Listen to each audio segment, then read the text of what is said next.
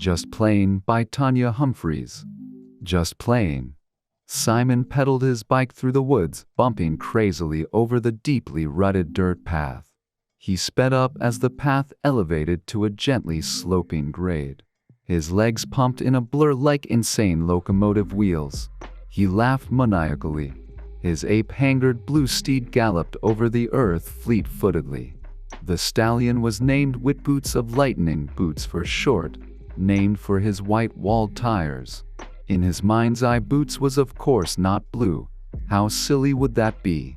Childish to believe in a blue horse. His stallion was sleek, shiny black, like the one in that famous story, only his had white feet and a lightning-shaped white blaze on his forehead.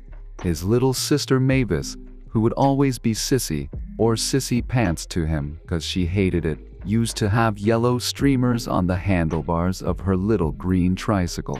She rode past Simon one day and he noticed how they waved and fluttered like a horse's tail. He had easily outrun her, grabbed her handlebars to stop her, and yanked the streamers out from the rubber handles. She had cried, "It's not fair." He had laughed and run to their garage where Boots was waiting for his new tail. The path ahead narrowed and flame-colored maple leaves crowded the tunnel.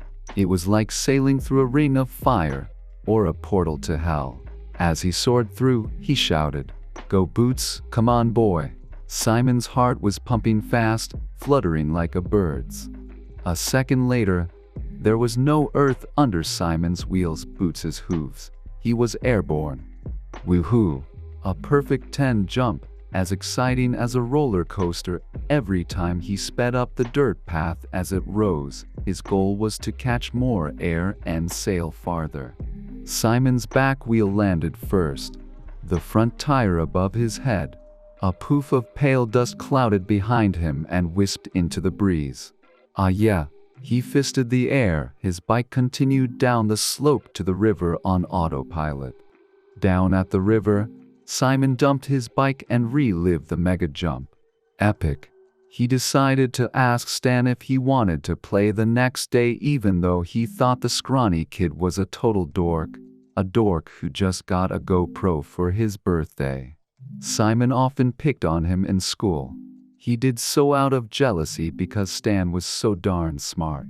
They'd built a fort together about a month ago, with lumber they'd pilfered from one of the many construction sites at the edge of town.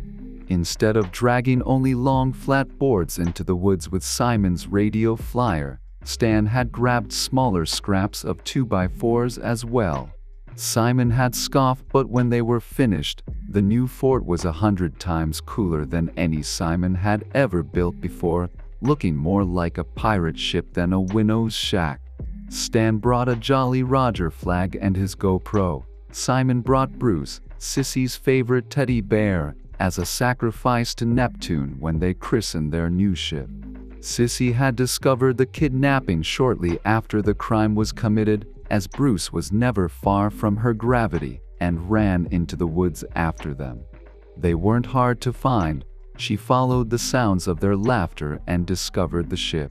At the end of a 4-foot plank was Bruce. The teddy was slumped over the edge of the plank, limp because half his stuffing was torn out.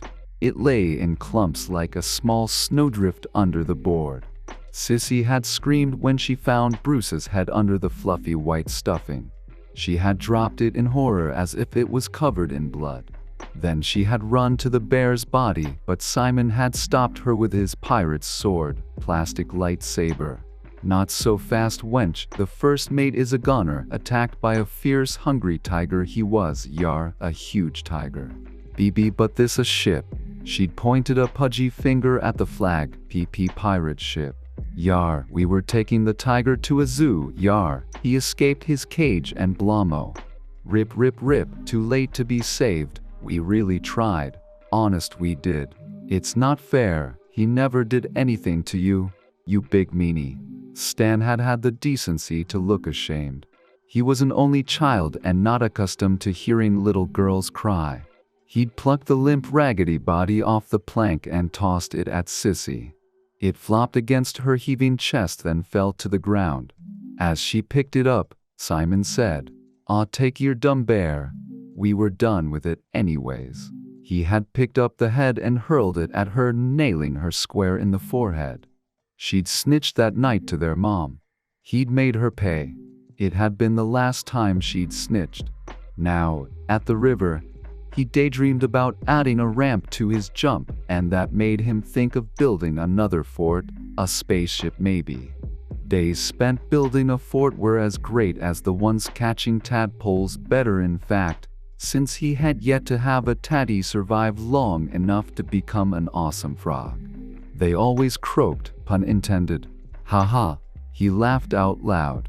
He thought himself a kind boy, one who never failed to say a little eulogy with every flush of the toilet handle. With a ramp he could catch even more air. He rubbed his dirty hands together like Mr. Evil Snidely after tying the damsel to the railroad track.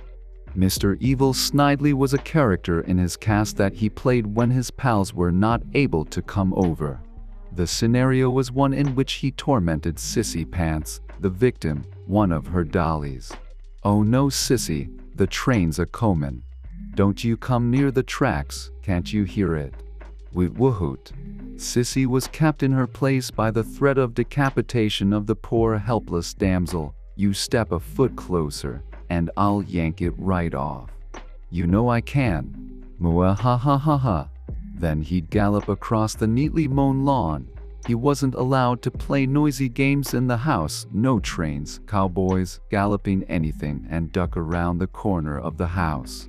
"I'm watching you." Then he'd come galloping back in his faux beaver felt cowboy hat or his moth-eaten raccoon cap, complete with bushy tail ringed in black stripes. In the mini Stetson-esque one he was Rock Courage, sheriff of Smithville, blazing in to save the day with his shiny silver revolver held high to ward off any Injuns looking to make a meal of the struggling distressed damsel on the tracks. If he galloped back in the raccoon cap, he was Doc Courage, Rock's equally handsome brother. Doc was an explorer who passed through town on occasion or when called upon to rescue some poor babe in danger of losing a limb to leprosy or some other such rare and horrible disfiguring affliction. He was, after all, the most highly acclaimed doctor in all the land, Smithville and beyond. And if the patient was beyond curing, he'd put it down with a blast from his trusty Red Ryder, loaded with monster exploding bullets, equally good for ridding the land of those pesky Injuns. In either scenario, the weeping old Mississippians would inevitably be knocked to the ground in the fallout. Just last week they'd played, and he had said, "Don't you dare go crying to Mom." Her face had screwed up, red cheeks puffed like apples, the steam building in her panting chest, ready to let go an ear-shattering wail. Only the screams of a little girl stomping in frustration could reach such high-pitched heights. Ears bled, and dogs ran for the hills. At last, the air in her balloon cheeks had escaped in a thin wheeze. She had stamped her little Mary Janes and cried, "It's not fair, you're bigger than me." "That's right. I am." He had pushed her, and when she landed on her bottom he added, "Get used to it. I'll always be bigger than you." He sat by the river. It was cool and clear amidst the reeds and cattails. He was stoked to beat his air record. The day was perfect.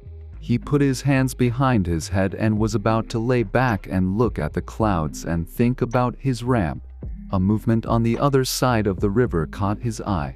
He sat up straight and realized a kid was sitting across the river, leaning against the sloping grassy bank, just as he had been. A red bicycle lay on its side beside him. How had Simon not noticed? It was as if he'd popped out of thin air. As if feeling Simon's curious eyes on him, the figure in the brown hoodie sat up too and after a couple of seconds waved. Simon waved back. The other kid beckoned Simon over to his side. Simon said, "But this river's totally ragin'. I'll get soaked." "That's dumb. It's just a little creek, not a raging river. Here. Let's put some rocks down to each side, should be fine." Each boy dropped 2 large rocks on their side of the river. Then Simon leapt onto each one and onto the far bank, laughing. That was fun, you should try it, pretend it's really a river and… Nah. Oh, okay. You're right. That's silly. I'm Simon. He lifted his fist for a bump. Sandy. They bumped fists and Sandy added a little finger burst with sound effects. Whoosh. Ha ha, cool. Simon copied the act, complete with a whoosh. He noted that he was a couple of inches taller than the other boy and that suited him just fine. He was uncomfortable around kids that were bigger than him. Hey, you wanna come over? Asked Sandy. My mom's making snacks. I've been binge watching Lost in Space. I love Lost in Space. Sure. Sandy picked up his bike. Simon had never seen anything like it. The frame was thick in the middle. The seat was a saddle centered between the front and back forks, each of which resembled thin red arms with claws grasping the wheel hubs. There was a face like a horse's mounted between the handlebars, and the handlebars were shaped like horns. The face had bright yellow eyes with cat-like pupils. Simon said, "Rad bike, dude. Did your pops make it for you?" Something like that. Sandy pulled ahead as the path narrowed and descended downwards. Simon said, "Hey, this is a great hill. It looks just like the one on my side. I'm going to build a ramp so I can jump my up bike even higher. You'll have to check it out." Say, you ever jumped this hill? Sure. Plenty of times. How high do you get? I think I've gotten 10 feet at least. They'd reached the bottom and Simon pointed to a spot on a nearby pine that he figured was about 10 feet from the ground. Sandy said, "I've sailed over that tree." Simon gawped, his mouth hung open. Then Sandy laughed, his hand over his mouth, and Simon realized he was joking. He said, "That would be so cool." Just like on Simon's side of the creek, the road was about a half-mile through the woods. The suburban neighborhood looked much the same as well, only it was deserted. No people on the sidewalks, no moms with strollers, no dads mowing the lawns, and man, those lawns could use a mow. No cats or dogs, no birds. The place was lifeless and silent as a grave. "It's that one over there." Simon jumped as Sandy broke the silence. He had the urge to run back into the woods. "They're all at church," Sandy said, noting his new friend's uneasiness. "It's Saturday." "Yeah, folks round here attend the Proxima services Saturdays." He pointed west down the street. "The church is down that way a few blocks. Like Scientology or something. Something like that," Sandy shrugged. They strode up the walkway and just before the steps, Sandy laid his bike down in the tall grass. As he did so, the late afternoon sun caught the fine iridescent flakes in the red paint and flashed so brightly in the yellow eyes that for just a split second, one appeared to wink at him. "Ha, what? Nothing. Come on in." As Simon walked past Sandy, he realized the boy was actually the same height as he was. He figured they'd been standing on uneven ground. Inside the kitchen, the aroma of fresh baked cinnamon rolls filled the air. There was a dozen of them dripping with thick creamy icing on a cooling rack on the granite countertop. Sandy plated a couple and said, "The living room has a bigger TV in it." Simon realized Sandy must have a TV of his own. Wow. In the living room, they sat on floor cushions with their backs against a leather sofa. The TV before them was ginormous and flat. When Sandy hit the remote, the picture bloomed into life and hidden surround sound speakers blasted their ears. Simon exclaimed, "Wow man, this is like being in a movie theater." Sandy pushed the cinnamon roll plate over as he bit into one himself. Mom puts a little surprise treat in the centers." Simon bit so deeply into his icing goosh from the sides of his mouth and oozed down his chin. He'd bitten to the center. It was a sort of jelly, chewy like gummy bears, with a slightly salty taste. He wasn't sure he liked it. "Good, huh?" Yeah. Simon pulled apart the rest of his cinnamon roll for a better look at the jelly. It was a gooey circular shape squished flat where his teeth made impressions in it. He pulled it out and slipped it into his hoodie pocket quickly before his friend could see. "Ma'am, good." They watched an episode of Lost in Space. Sandy laughed hysterically at the super scary parts, covering his mouth with his hands, a nervous habit. At one point, a truly terrifying space creature was getting the best of Robot. Sandy was laughing, Simon was terrified. By the end of it, Simon was beginning to think there was a screw loose in Sandy's head. After the episode, Sandy said, "Wanna see my room?" "Sure." The walls of Sandy's room were plastered with outer space posters, the Milky Way, the constellations, the Earth from afar, and more than a dozen of a planet he thought must be Venus or Pluto. He found it odd because it was so plain looking, not like Saturn or the giant Jupiter. The posters were top quality and looked like genuine photographs. Simon said, "What's this one?" "It's kinda boring." "That's Proxima. It's not boring at all. Its atmosphere is very much like Earth's." "I've nuv." Just then a high-pitched squeal vaulted out from behind them. Simon whirled and searched for its source. Sandy said, "That's Sid, he's just hungry." They went to a glass tank on the desk by the window. Sid was a gerbil, with 6 beady black eyes, and a mouth full of needle-like teeth. It gnashed them together and drooled. Every eye was focused on Simon. It stood up on its hind legs and walked like a human to the glass. Simon saw 4 more legs dangling from its pudgy body. It shrieked and clawed at the glass as if trying to dig its way out. Simon backed away until he felt something hard and pointy pressing into his back. He turned around. Sandy was holding the coolest toy ray gun Simon had ever seen. Impossibly, Sandy was now 2 inches taller than Simon. He grinned wide, ear to ear. His teeth were slick gray like varnished pewter, and pointy. Simon backed away, confused. Sandy pointed the ray gun at the floor and fired it. A blinding green-white beam shot from its tip, and a smoking black hole the size of a silver dollar appeared an inch from Simon's left toe. He only took his eyes off Sandy for a second. When he looked at him again, the thing that was not a boy at all was now 4 inches taller than him. Sandy laughed. It was the laugh of a little girl. Simon's blood went icy as the thing started chanting, "It's not fair, it's not fair, it's not fair." Simon turned and ran like he'd never run before. Outside, it was just after sunset, cold and darkening fast. He lifted the thing's bike from the grass and pedaled faster than he ever had before. The bike was lightning fast. Through the woods he raced. In minutes he was at the slope. The bike didn't slow as it ascended. It went even faster. It sailed off the top and upwards, high. The saddle between his thighs was warm. It expanded and contracted. Breathing. Alive. From under the saddle wings unfurled. They were membranous like a bat's, almost see-through, and runneled with thick veins. From before him, a barking sound erupted. Laughter.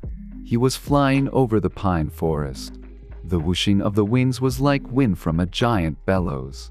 His eyes watered fiercely. "Please, please let me down." Arc, arc, arc, arc. They flew low over the suburban neighborhood, his neighborhood. Over his yard, the living, flying thing flipped over and sent him sprawling downward. The land met him fast and hard. He whumped onto the grass on his back, the wind knocked out of him. From miles away, he heard his sister calling his name. Then she was there looking down at him. "What you doing down there, silly pants? Mom's been calling you for supper. You're in true bell." "Hey, what dat?" "For you, Mavis, it's a gummy." "Whoa, thank you, Simmy." He reverently placed the squished eyeball in her pale little hand.